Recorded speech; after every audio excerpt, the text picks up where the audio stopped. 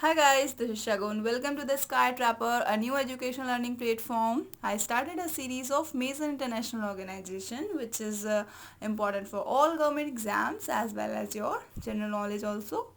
So today I start from one of those organizations, that is ISA. ISA what? International Solar Alliance. तो सबसे पहले हम ये समझते हैं कि अलायंस किस फील्ड से रिलेटेड है, क्या काम है इसका। इंटरनेशनल है मतलब अदर कंट्रीज भी मेंबर बन सकती हैं। सोलर यानी कि सोलर एनर्जी से मैक्सिमम इलेक्ट्रिसिटी प्रोवाइड करना। अलायंस मतलब ट्रीटी, जिसको हिंदी में बोलते हैं संधि। सो ISA is an initiative of India, ये इंडिया का इनिशिएटिव है, launch by prime minister of India and president of France. कब किया गया था? 30 नवंबर 2015। अब बोलोगे कि इंडिया का इनिशिएटिव है तो फ्रांस के प्रेसिडेंट ने क्यों लॉन्च किया, तो इसकी भी छोटी सी कहानी है, वो आगे हम पढ़ेंगे। फिलहाल अभी जानते हैं कि ये अलायंस किस फील्ड पे बेस्ड है। तो ये रिन्यूएबल एनर्जी पे वर्क करेगा, लाइक नेचुरल रिसोर्सेस का बेटर यूज़ करना। इसका मेन पर्पस है कि कई सारे नेशंस के ग्रुप को एक साथ लाना और एग्रीमेंट करना। कैसा एग्रीमेंट? सस्टेनेबल एनवायरनमेंट, यानी कि इन्वायरमेंट को हार्मफुल गैसेस से प्रोटेक्ट करना। फिर आता है पब्लिक ट्रांसपोर्ट एंड क्लाइमेट, इसका मतलब क्या हुआ? Reduction of fuel in transport और कार्बन इन एटमॉस्फेयर। मतलब कि ये था इसमें कि पब्लिक ट्रांसपोर्ट एंड क्लाइमेट का मतलब यहाँ पर ये कंसिडर किया गया है ताकि फ्यूल का जो रिडक्शन हो ट्रांसपोर्ट में वो कम हो और एटमॉस्फेयर में कार्बन का एमिशन कम हो। इसका हेडक्वार्टर कहाँ है? अब इंडिया का इनिशिएटिव है तो हेडक्वार्टर भी इंडिया का ही होगा। हेडक्वार्टर इसका कहाँ है? गुरुग्राम। गुरुग्राम कहाँ है? हरियाणा में। और इसकी मेंबरशिप में कौन है? यूएन यानी कि यूनाइटेड नेशन के मेंबर्स।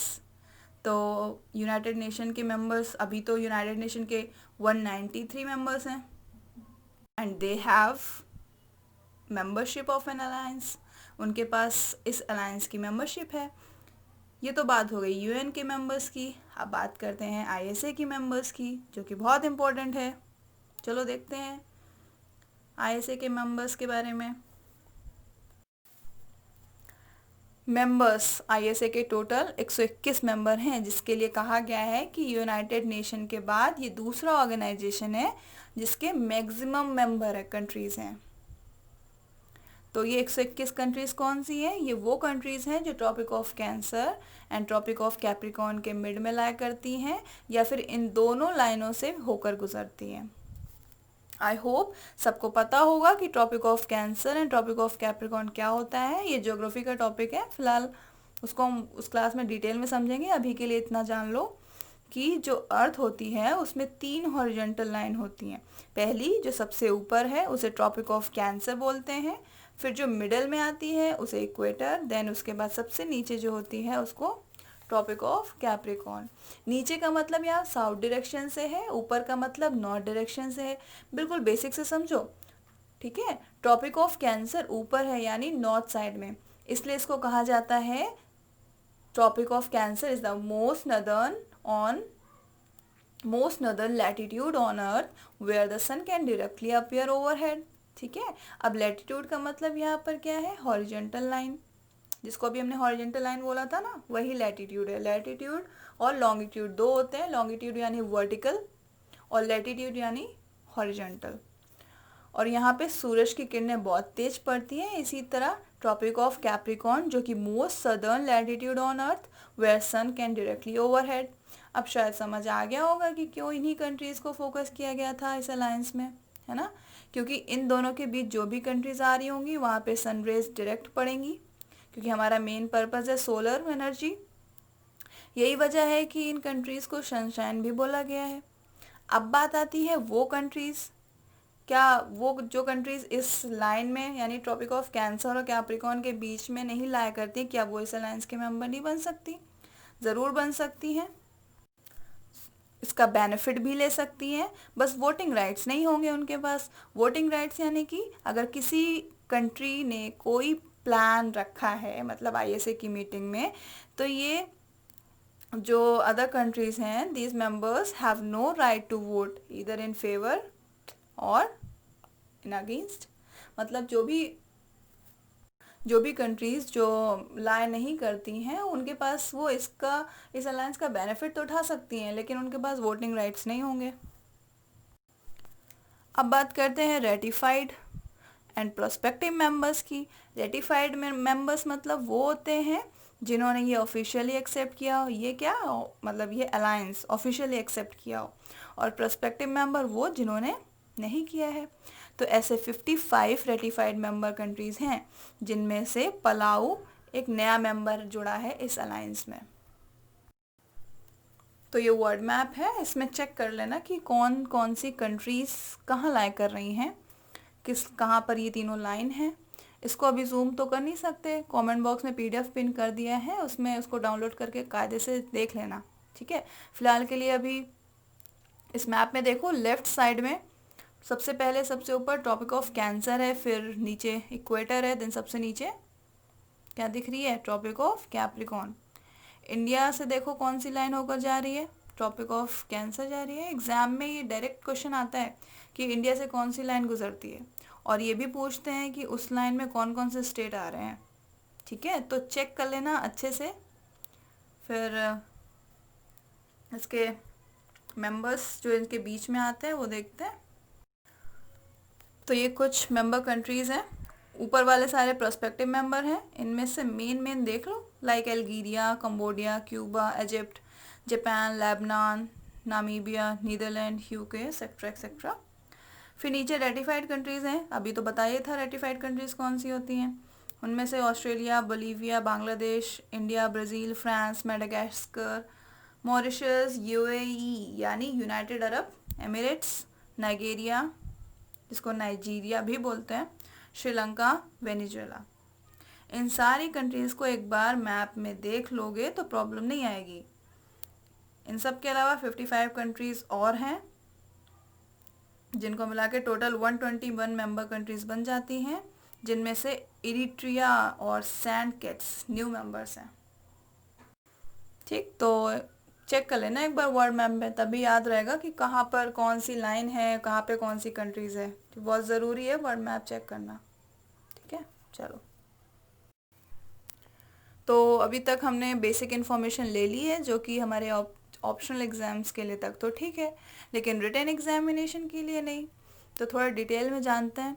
अभी तक हमने इस अलायंस का पर्पस, हेडक्वार्टर और मेंबर्स के बारे में जाना। अब जानते हैं कि कैसे और कहाँ से इसके लॉन्च की शुरुआत हुई। तो इस इनिशिएटिव को पहली बार नवंबर 2015 में वेम्बले स्टेडियम, जो कि इंग्लैंड में है, वहाँ पे प्रपोज किया गया था by our Indian prime minister Narendra Modi. फिर उसके बाद 2015 में इंडिया अफ्रीका समिट हुई थी दिल्ली में, वहाँ पे इस इनिशिएटिव को लॉन्च किया गया। उसी के कुछ दिन बाद पेरिस में 2015 में ही पेरिस में COP21 की मीटिंग हुई। COP21 यानी कि conference of parties on climate change, जो हर साल अलग अलग कंट्रीज़ में होती है। COP21 2015 पेरिस में हुई थी उस वक्त, तो वहाँ भी इसको फाइनली लॉन्च किया गया, वहीं पर ही लॉन्च किया गया था। इसीलिए स्टार्टिंग में हमने पढ़ा था कि founded eight Paris, France. COP21 थोड़ा बहुत क्लियर हो गया होगा। इन मीटिंग में जो भी मेंबर्स होते हैं सभी अपने अपने पॉइंट्स रखते हैं, like on major climate issues, ठीक। तो कॉप के बारे में भी फिर हम कभी बाद में पढ़ेंगे, अभी तक के लिए इतना समझ लो बस। इसके बाद नवंबर 2016 में मोरक्को में अलायंस को ओपन किया गया सिग्नेचर के लिए, मतलब जो भी कंट्रीज इस अलायंस में एंटर करना चाहती हैं वो इस फ्रेमवर्क पे सिग्नेचर करके ज्वाइन कर सकते हैं। और उसी टाइम पे 200 कंट्रीज़ ने ज्वाइन किया था। तो ये हो गई बात लॉन्च एंड प्रपोज की। इसके अलावा इस अलायंस को IASPA के नाम से भी जाना जाता है। IASPA का फुल फॉर्म क्या है? International Agency for Solar Policy and Application. इसके अलावा ये alliance treaty based intergovernmental organisation है, जिसका मतलब ऐसी ऑर्गेनाइजेशन जिसमें कंट्रीज़ का इन्वॉल्वमेंट कॉमन गोल या कॉमन इंटरेस्ट के साथ हो, ठीक है। मतलब ऐसी एक ऑर्गेनाइजेशन बनाना जहाँ पे जो भी कंट्रीज आ रही हैं उनका गोल कॉमन होना चाहिए और इस ऑर्गेनाइजेशन का गोल तो पता ही है, to promote solar energy and sustainable environment. Sustainable environment भी पता होगा, जिसका मतलब होता है इन्वायरमेंट को हार्मफुल गैस से प्रोटेक्ट करना और ग्लेशियर्स को मेल्ट होने से बचाना, एयर में कार्बन का एमिशन कम करना, यही सब इसके इम्पोर्टेंट फैक्ट्स हैं। चलो फिर नेक्स्ट देखते हैं। ऑब्जेक्टिव यानी कि उद्देश्य। इतना तो अब हम सब जान ही चुके हैं कि इसका फोकस सोलर पावर यूटिलाइजेशन है and also for efficient exploitation bye solar energy. Exploitation का मतलब लैंड के कुछ एरिया को मोर प्रॉफिटेबल बनाना, जिसका बहुत बेसिक सा एग्जांपल लेते हैं। जैसे कि हर स्टेट में सोलर पावर प्लांट की स्कीम चल रही है, जिसके अंतर्गत किसान अपनी जगह पर सोलर प्लांट लगा सकता है और उससे उत्पन्न होने वाली बिजली को सिंचाई में इस्तेमाल कर सकता है, और वो चाहे तो एक्स्ट्रा इलेक्ट्रिसिटी गवर्नमेंट को भी बेच सकता है, और लगे हुए सोलर प्लांट पैनल के नीचे भी फसल उगा सकता है। इससे किसान का भी फायदा है, सरकार का भी, और प्रकृति को भी कोई नुकसान नहीं है। सरकार चाहती है कि फॉसिल फ्यूल यानी natural fuel such as coal, oil that was found millions of years ago from dead animals और प्लांट्स इन द ग्राउंड। तो फॉसिल फ्यूल के इस्तेमाल से उत्पन्न की गई बिजली के बजाय अगर किसान और बड़ी बड़ी इंडस्ट्रीज अगर सोलर पावर प्लांट का यूज़ करेंगी तो इससे एनवायरनमेंट के लिए बहुत अच्छी बात है। और यही तो मेन ऑब्जेक्टिव है अलायंस का। यही वजह है कि इस अलायंस को पेरिस में लॉन्च किया गया और ग्लोबल कम्युनिटीज़ को स्ट्रॉन्ग सिग्नल दिया गया। ग्लोबल कम्युनिटीज़ क्या होती हैं?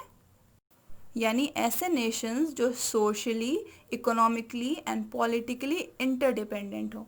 इंटरडिपेंडेंट यानी कि जो एक दूसरे पे डिपेंड हो, ताकि ये अपना कॉन्सर्न दिखा पाएँ climate change and for low carbon growth.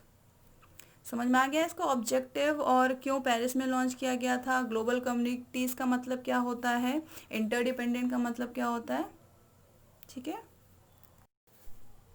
Future targets, तो इनका गोल है 100 गीगावाट सोलर एनर्जी और 175 गीगावाट रिन्यूएबल एनर्जी का टारगेट अचीव करना है। कब तक? 2022 तक, और आगे भी इंक्रीज होगा 450 gigawatt.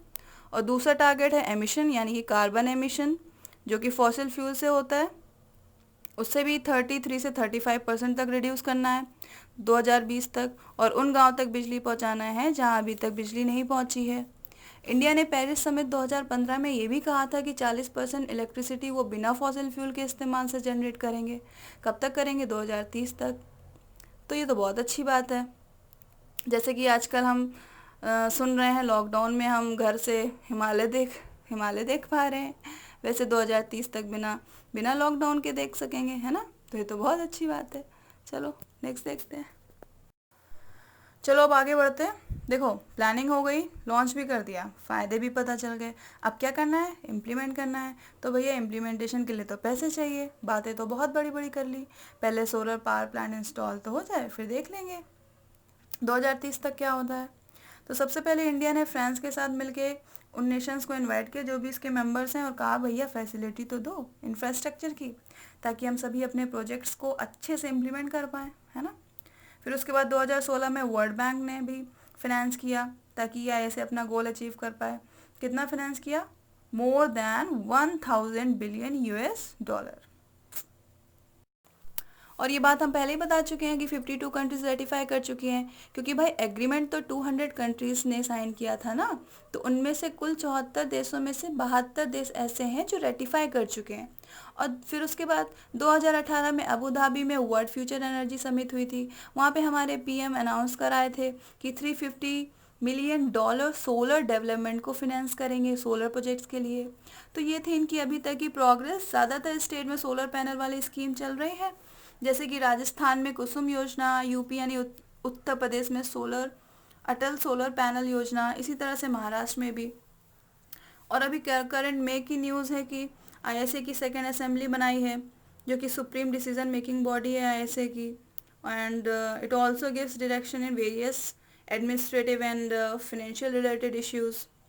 So guys, this is all about ISA. I hope समझ में आया होगा अभी तक।